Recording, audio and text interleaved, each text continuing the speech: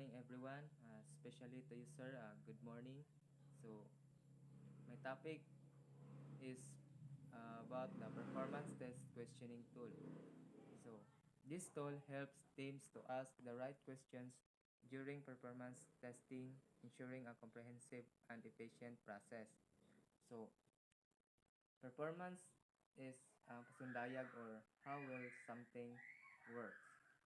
And test is means testing or evaluation. So, questioning is asking questions or pagpangutana. So, tool is means gamit or device. So, kini nga gamit is um, makatabang sa mga team sa pagpangutana sa husto nga kanang panahon sa pagsulay sa pasundayag nga nagsiguro sa usa ka komprehensibo o espesyente nga proseso. So, muna siya ang performance test questioning tool. So, next is why performance testing. So, nan siya ay tulo ka components. So, first is user satisfaction. Second is business success. And the third is scalability. So, first is user satisfaction. Smooth performance keeps users happy. Slow load times and system crashes lead to frustrate users and lost business. So, first is user satisfaction. Okay. Kung malipayon ang mga tigamit, so hapsay ang pagdagan sa sistema. Pero kung hinay ang pagload o mag-crash ang sistema, ma-frustrate ang mga tigamit o mawala ang negosyo.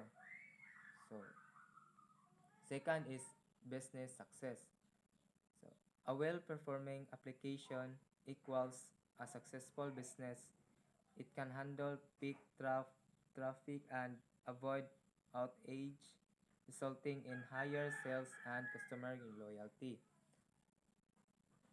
So, ang business success is kung maayo ang pagtrabaho sa usa ka aplikasyon, makatabang kini sa pagpalambo sa negosyo. So, makasagubang kini sa daghang mga tigamit sa samang higayon og kanang malikayan ang mga problema sa sistema.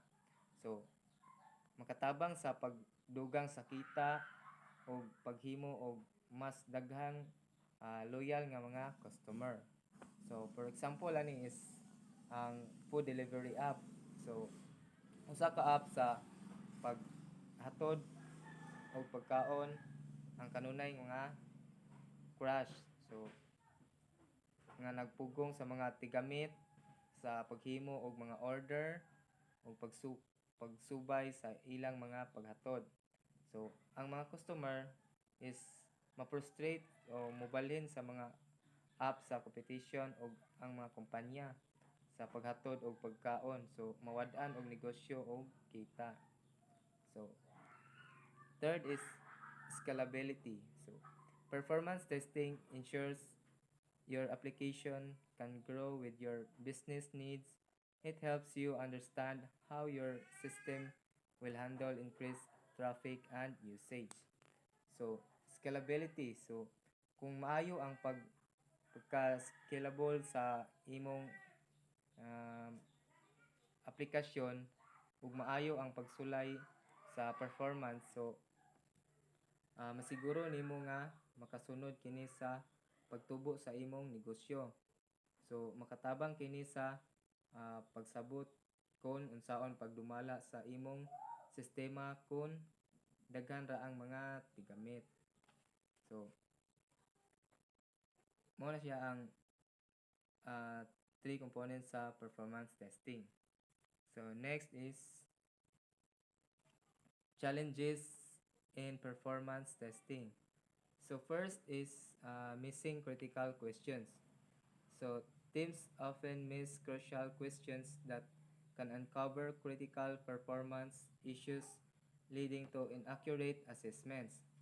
So, missing critical questions. So, kasagaran, ang mga team makalimot sa mga importante nga pangutana nga makatabang sa pagdiskubre sa mga critical nga problema.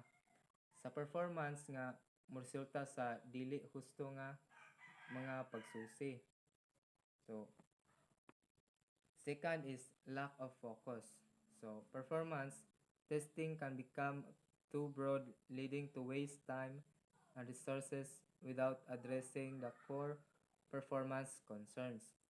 So, lack of focus. So, ang kakulang sa focus is usa ka dako nga problema sa pagsulay sa performance.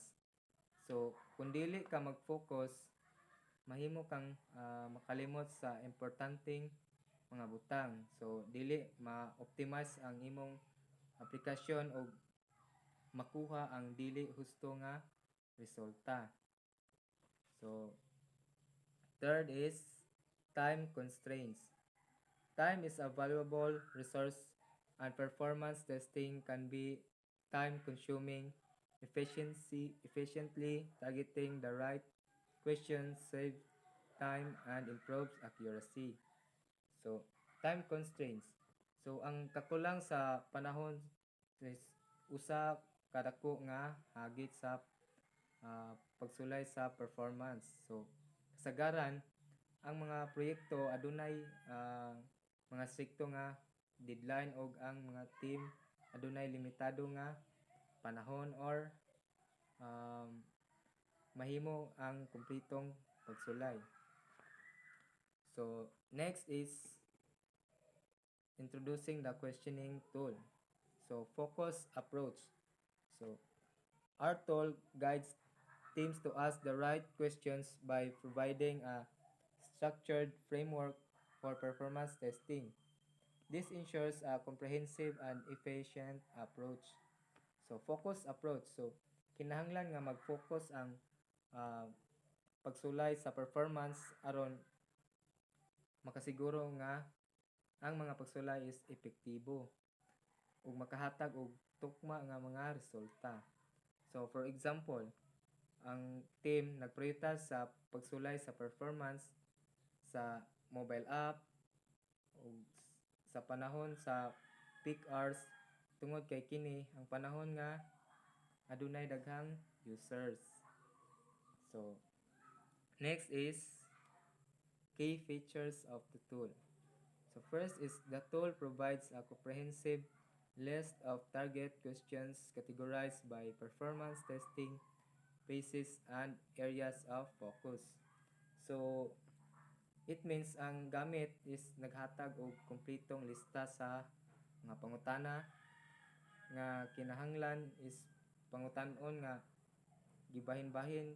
So, sumala sa mga yugto sa pagsulay sa performance o mga lugar nga kinahanglan tagdon.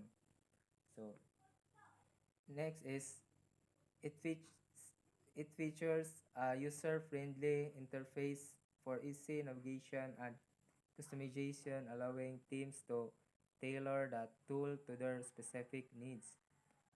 So, ang gamit is sayon gamiton og madanihon. So, tan-awon mahimo nimong i-adjust ang gamit so based sa imong mga panginahanglan. So, third is it allows teams to track their progress, document their findings, and create comprehensive reports for better decision making. So, mahimong gamiton ang gamit sa pagsubay sa pagproseso sa pagsulat sa mga nakit-an og paghimo og mga report. So, nga makatabang sa paghimo og mas maayong desisyon. So, mo na siya ang key features of the tool. So, next is how the tool works. So, nagya po ni siya itulo ka components. So, first is select testing phase. Second is choose testing focus. And third is review relevant questions. So, first is select testing phase. The tool allows teams to select the specific pace of testing they are conducting: load testing, stress testing, or endurance testing. So, in select testing phase, so ang load testing is mao ang pagsusi sa performance sa app sa ilalom sa realistiko. So, nga mga kondisyon sa ah, karga o pag-ila sa mga potential nga bottleneck o mga problema. So, sa performance, ang stress is testing is gisusi niini ang pagkana resilient sa app ug ang abilidad niini nga dumalahon ang mga ekstremong kondisyon, sama sa kalit nga pagtaas sa trapiko o dili damhang mga sayop. So, ang endurance testing is makatabang kini sa ila sa potensyal nga pagkadaot sa performance o mga pagtulo sa mga kapanguhaan nga mahimo nga mahitabo human sa dugay nga paggamit. So, muna siya ang select uh, testing phase. So, second is choose testing focus. So, teams can then select the specific area of focus such as API performance, database performance, or user interface performance. So, choose testing focus. So, kung mahimo ka og load testing sa usa ka food ordering app, mahimo nimong pilion ang tumong sa pagsulay sa database performance, so aron masusi kung unsa kamaayo ang pagdumala sa database sa daghang mga hangyo sa pag-order. So, third is review relevant questions. The tool presents a list of relevant questions based on the selected phase and focus area, prompting a deeper understanding of the specific areas. So, review relevant questions. So, for example, kung maghimo ka og load testing sa database sa usa ka food ordering app, so mahimo ka nga susihon ang may kalabutan nga mga pangutana sama sa unsang maximum nga gidaghanon sa mga hangyo nga mahimo sa database. So, dumalahon o unsa ang average nga oras sa pagtubag sa database sa panahon sa peak hours. So, next is benefits of using the tool. So, first is improve accuracy. The tool ensures teams ask the right questions, leading to a more accurate and true understanding of system performance. So, improve accuracy. So, for example, aron mapataas ang tukma sa pagsulay sa performance, so kinahanglan nga gamiton ang husto nga mga himan og technique o siguraduhon nga ang test environment nagbanaag naay sa tinuod nga mga kondisyon. So, second is increased efficiency. So, the focus of approach saves time and resources, allowing teams to address critical performance issues quickly and effectively. So, increased efficiency. So, ang pag-focus sa pagsulay sa performance is makahatag og magpaspas nga pagka epek epek epekto epektibo epektibo tungod kay mahimo nga mas dali nga makit-an og masulbad ang mga critical nga mga problema sa performance. So, third is enhanced collaboration.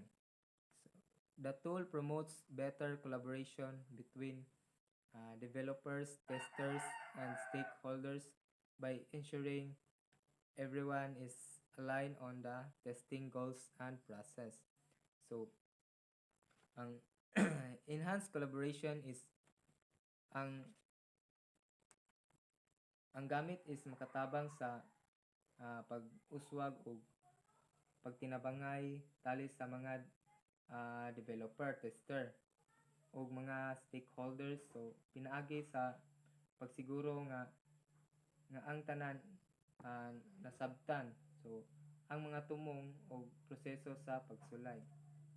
So enhanced collaboration. So mo na siya ang uh, three benefits of using the tool. So next is conclusion and next steps. So performance test questioning tool empowers teams to conduct more efficient and effective performance testing. It provides a structured approach, guiding teams to ask the right questions and uncovering potential performance issues before they become problems. So that's all my topic, and God bless and